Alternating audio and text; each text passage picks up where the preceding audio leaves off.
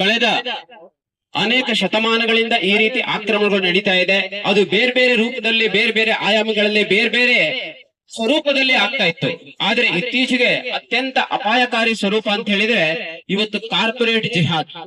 ತಮ್ಗೆಲ್ಲ ಗೊತ್ತಿದೆ, ಕಳೆದ 4 ವರ್ಷಗಳಿಂದ 2022ರಿಂದ 2026ರವರೆಗೆ ನಾಸಿಕ್ನ TCS ಕಂಪನಿಯಲ್ಲಿ ವ್ಯವಸ್ಥಿತವಾಗಿ ಸಂಘಟಿತವಾಗಿ ಇಸ್ಲಾಮಿಕ್ ನೌಕರರು, ಅಲ್ಲಿನ ಟೀಮ್ ಲೀಡರ್ಗಳು, ಅಲ್ಲಿನ HR ಗಳು ವ್ಯವಸ್ಥಿತವಾಗಿ ಅಲ್ಲಿ ಕೆಲಸ ಮಾಡುವಂತಹ ಹಿಂದೂ ಮಹಿಳಾ ನೌಕರರನ್ನ ಟಾರ್ಗೆಟ್ ಮಾಡಿ ಅವರನ್ನ ಅಶ್ಲೀಲವಾಗಿ, ಅಸಭ್ಯವಾಗಿ ಅವರನ್ನ ಟೀಕೆ ಮಾಡಿ, ಟ್ರೈನಿಂಗ್ ಸಮಯದಲ್ಲಿ ಅವ್ರ ಜೊತೆಗೆ ಅಸಭ್ಯ ರೀತಿಯಲ್ಲಿ ವರ್ತನೆಯನ್ನ ಮಾಡಿ ಅವರನ್ನ ಇಸ್ಲಾಮಿಗೆ ಮತಾಂತರ ಮಾಡುವಂತಹ ವ್ಯವಸ್ಥಿತ ಪಿತೂರಿ ಷಡ್ಯಂತ್ರ ಇಡೀ ದೇಶ ಇವತ್ತು ನೋಡ್ತಾ ಇದೆ.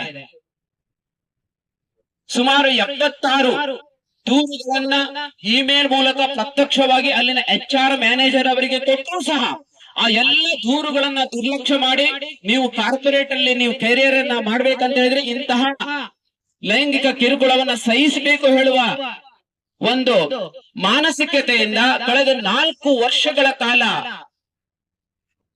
ಟಾಟಾ ಕನ್ಸಲ್ಟೆನ್ಸಿ ಸರ್ವಿಸ್ ಅನ್ನ ಟಾಟಾ ಕನ್ವರ್ಷನ್ ಸರ್ವಿಸ್ ಅಂತ ಮಾಡಿ ಅತ್ಯಂತ ರೀತಿಯಲ್ಲಿ ಅಲ್ಲಿ ಜಿಹಾದ್ ಅನ್ನ ಮಾಡಿದಾನೆ. ಇವತ್ತು ಜಗತ್ತು ನೋಡ್ತಾ ಇದೆ, ದೇಶ ನೋಡ್ತಾ ಇದೆ.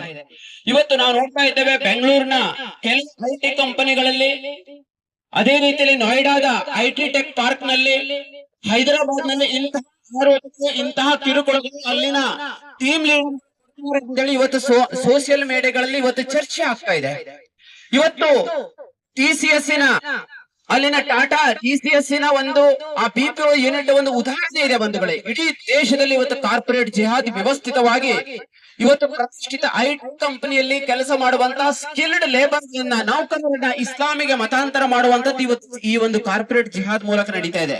ಗುರುತಾಯಿವ ಅಂತ ಹೇಳಿದ್ರೆ ಇವತ್ತು ಕಾರ್ಪೊರೇಟ್ ಕಂಪನಿಗಳಲ್ಲಿ ಮಹಿಳೆಯರ ಸುರಕ್ಷತೆ ಇರುತ್ತೆ, ವಿಶೇಷವಾದಂತ ಅಲ್ಲಿ ಟೆಕ್ನಿಕಲ್ ಒಂದು ಟೀಮ್ ಇರುತ್ತೆ, ಅಲ್ಲಿ ಒಂದು ಇಂಟರ್ನಲ್ ಕಂಪ್ಲೇಂಟ್ ಕಮಿಟಿ ಅಂತ ಇರುತ್ತೆ, ಎಲ್ಲ ಕಮಿಟಿಗಳು ಇರುವುದು ಸಹ ಈ ರೀತಿಯಾಗಿ 4 ವರ್ಷಗಳ ಕಾಲ 13 ಹಿಂದೂ ಮಹಿಳಾ ನೌಕರರನ್ನ ಈ ರೀತಿಯಾಗಿ ದೌರ್ಜನ್ಯವನ್ನು ಮಾಡ್ತಾರೆ. ಅವ್ರಿಗೆ ಪ್ರಮೋಷನ್ ಬೇಕಂತ ಹೇಳಿದ್ರೆ ಬೀಪ್ ತಿನ್ಬೇಕು, ಪ್ರಮೋಷನ್ ಬೇಕಂತ ಹೇಳಿದ್ರೆ ನೀವು ನಮಾಜ್ ಮಾಡ್ಬೇಕು. ಒಂದು ಮಹಿಳೆಗೆ FIR ನಂಬರ್ 164 ಅಲ್ಲಿ ಹೇಳ್ತಾರೆ, ಆ ಮಹಿಳೆ ಕಂಪ್ಲೇಂಟ್ ಹೇಳುತ್ತೆ, ಆಕೆಗೆ ನಿನಗೆ ಪ್ರಮೋಷನ್ ಬೇಕಂತ ನನ್ನ ಜೊತೆಗೆ ದೈಹಿಕ ಸಂಪರ್ಕ ಬೆಳೆಸ್ಬೇಕಂತೇಳಿ ಡ್ಯಾನಿ ಶೇಖ್ ಅಂತೇಳಿ ಒಬ್ಬ ಟೀಮ್ ಲೀಡರ್ ಹೇಳ್ತಾ ಇದ್ದಾನೆ. ಅಷ್ಟೇ